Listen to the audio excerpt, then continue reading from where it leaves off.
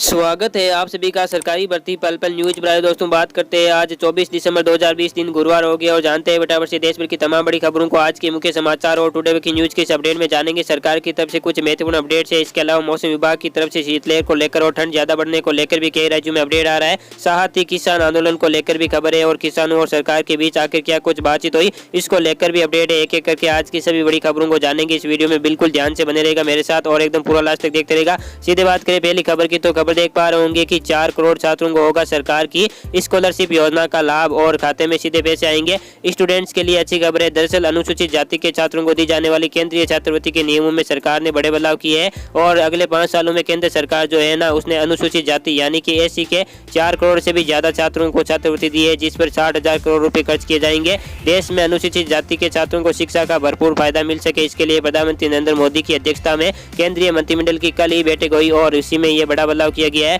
खास बात पता है क्या, अब छात्रवृत्ति सीधे छात्रों के खातों में जाएगी। इससे क्या है कि एक तो घोटाले होने की संभावना नहीं रहेगी और दरअसल इस योजना में 60% हिस्सा केंद्र सरकार और 40% हिस्सा राज्य सरकार देगी। अगली खबर, केंद्र ने डीटीएच से जुड़े नियमों में बड़ा बदलाव किया है और देश के करोड़ों ग्राहकों पर इसका असर पड़ेगा। डीटीएच का मतलब तो आप जानते ही होंगे, जो डिश वगैरह लगाते हैं हमारे घरों में फ्री की डायरेक्ट होम, तो उस पर दोस्तों दरअसल केंद्रीय मंत्रिमंडल ने कल ही कैबिनेट की एक बैठक हुई और उसमें डीटीएच सेवा प्रदान करने के लिए दिशा निर्देशों में संशोधन को मंजूरी मिली है, जिससे कि अब 20 साल के लिए लाइसेंस जारी किए जा सकेंगे। इसके साथ ही लाइसेंस फीस का कलेक्शन सालाना नहीं बल्कि 3 महीने के आधार पर लिया जाएगा, है ना। अब इसका असर क्या होगा, इससे एक तो कंपनियों पर एक साथ बोझ नहीं आएगा जो डीटीएच से सेवा देने वाली कंपनी यानी उन पर, और जब कंपनी पर बोझ नहीं आएगा ना तो कंपनियां हो सकता है कि अपने ग्राहकों वगैरह को भी कुछ छूट दे वगैरह वगैरह। और इसके अलावा ये जो फैसला है प्रधानमंत्री नरेंद्र मोदी की अध्यक्षता में कैबिनेट की मीटिंग हुई उसमें लिया गया है।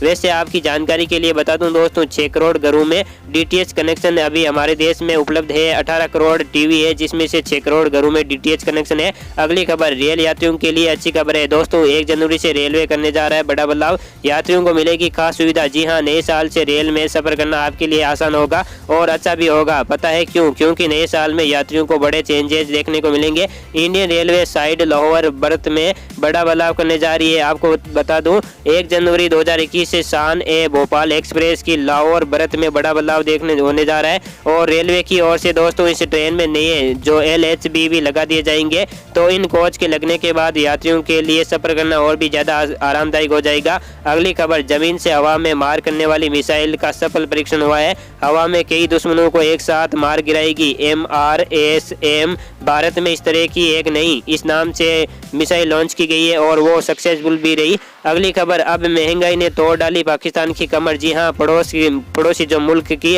हालात देखिए जरा। गेहूं 60 रुपये किलो बिक रहा है तो अदरक 1000 रुपये प्रति किलो बिक रही है। मतलब यहाँ सरकार अभी भी कोरोना महामारी से उब कर भी नहीं आई है। वही अब हालात देखिए पाकिस्तान में एक अंडे की कीमत 30 रुपये है, 1 किलो अदरक 1000 रुपये किलो बिक रही है, जबकि गेहूं 60 रुपये किलो बिक रही है। चीनी शुगर जो शक्कर वो 100 रुपये प्रति किलो से भी ऊपर पहुंच चुकी है। अब आम लोगों की हालात क्या चल रहे होंगे आप अंदाजा लगा सकते हैं। यानी पाकिस्तान देश की हालात बहुत ही ज्यादा बेहतर से बेहतर होती जा रही है, क्योंकि जैसी करनी वैसी भरनी तो आपने सुना ही होगा।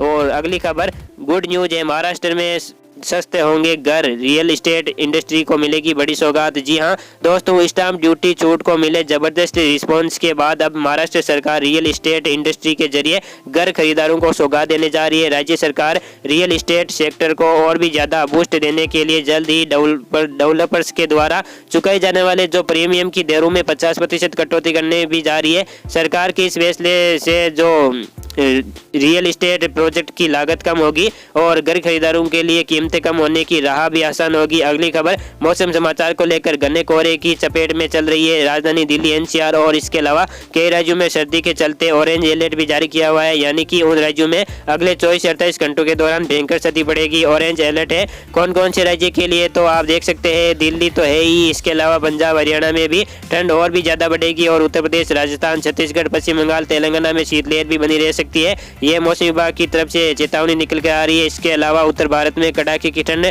को लेकर चेतावनी है ही है। जैसा कि मैंने आपको बताया, संपूर्ण भारत के आज 24 दिसंबर 2020 के मौसम पूर्वानुमान की अगर बात करें ना, तो आगामी 24 घंटों के दौरान एक तो पंजाब, हरियाणा, उत्तर प्रदेश, दिल्ली, राजस्थान, पूर्वी मध्य प्रदेश, तेलंगाना और उड़ीसा में शीतलहर रहने की संभावना है। इसके अलावा पंजाब, हरियाणा, उत्तर प्रदेश, दिल्ली और राजस्थान के कुछ हिस्सों में आगामी 24 घंटों के दौरान पाला पड़ने की उम्मीद भी है और बाकी पंजाब, हरियाणा, दिल्ली, उत्तर प्रदेश, बिहार, असम और मेघालय के कुछ इलाकों में घना कोहरा भी छाया रह सकता है और तमिलनाडु और केरल में कुछ जगहों पर हल्की फुल्की बारिश भी हो सकती है। लक्षद्वीप में भी कुछ बारिश हो सकती है। अगली खबर, महाराष्ट्र के बाद अब यहाँ भी क्रिसमस और न्यू ईयर के जश्न पर ब्रेक लग चुका है। 1 जनवरी तक नाइट कर्फ्यू रहेगा। जी हाँ, इस बार दोस्तों नाइट कर्फ्यू को सरकार लगाई हुई है और इसके अलावा अभी जो त्योहार आ रहे हैं ना, 26 जनवरी वगैरह, मकर संक्रांति वगैरह और इससे पहले न्यू ईयर भी आ रहा है, तो नए साल के जश्न पर भी कई लोग त्योहारों की तरह ही इसको मनाते हैं। तो इस दौरान सोशल डिस्टेंसिंग वगैरह नहीं होने के चलते कोरोना वायरस फैलने का खतरा बढ़ जाता है, राइट। और इसीलिए सरकार ने रात को 11 बजे से लेकर सुबह 5 बजे तक कर्फ्यू लगाने का जो ऐलान किया,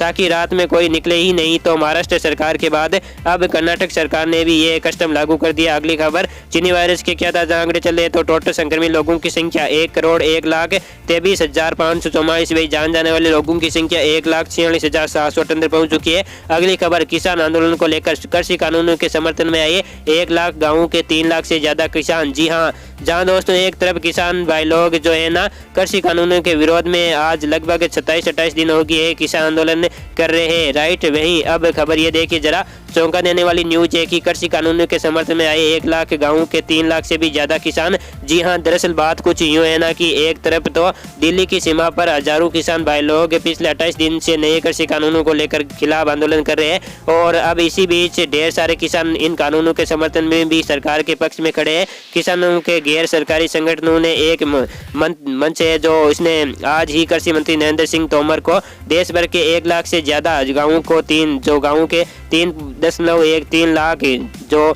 लाख यानी कि 3,13,000 से भी ज्यादा किसानों के समर्थन पत्र सौंपे हैं। तो मतलब ये थोड़ा दोस्तों असमंज भरा लगता है, राइट। वही जहां एक तो तरफ किसान भाई लोग इसका विरोध कर रहे हैं, वही कई सारे किसान आखिर नए कृषि कानूनों के समर्थन भी कर रहे हैं। तो अब देखना ये है दोस्तों कि आखिर किसान भाई लोगों और सरकार के बीच जो बातचीत होती है उसमें क्या कुछ मसला निकल कर आता है। वैसे बातचीत हुई, कल भी हुई, उसमें क्या अपडेट आया देखिए जरा कि सरकार से बातचीत करने का फैसला लेने के लिए किसानों ने कमेटी भी बनाई और किसानों और सरकार के बीच बातचीत भी हुई, लेकिन मतलब कुछ मसला नहीं बना। सरकार कह रही है कि हम नए कृषि कानूनों को नहीं हटाएंगे, संशोधन भले ही कर सकते हैं, इसमें कुछ बदलाव कर सकते हैं और किसानों की मांग के अनुसार बाकी बिल्कुल नहीं खत्म करेंगे। और इधर किसान भाई लोग इनको बिल्कुल हटाने पर अड़े हैं। तो अब देखते हैं सुप्रीम कोर्ट में भी ये मसला पहुंच चुका है, माननीय उच्च न्यायालय की तरफ से भी इस पर क्या जो फैसला आता है मैं आपको अपडेट बता दूंगा सरकारी भर्ती पल पल न्यूज पर। अगली खबर, 25 दिसंबर यानी कल ही प्रधानमंत्री नरेंद्र मोदी देश के किसानों से संवाद करेंगे, बातचीत भी करेंगे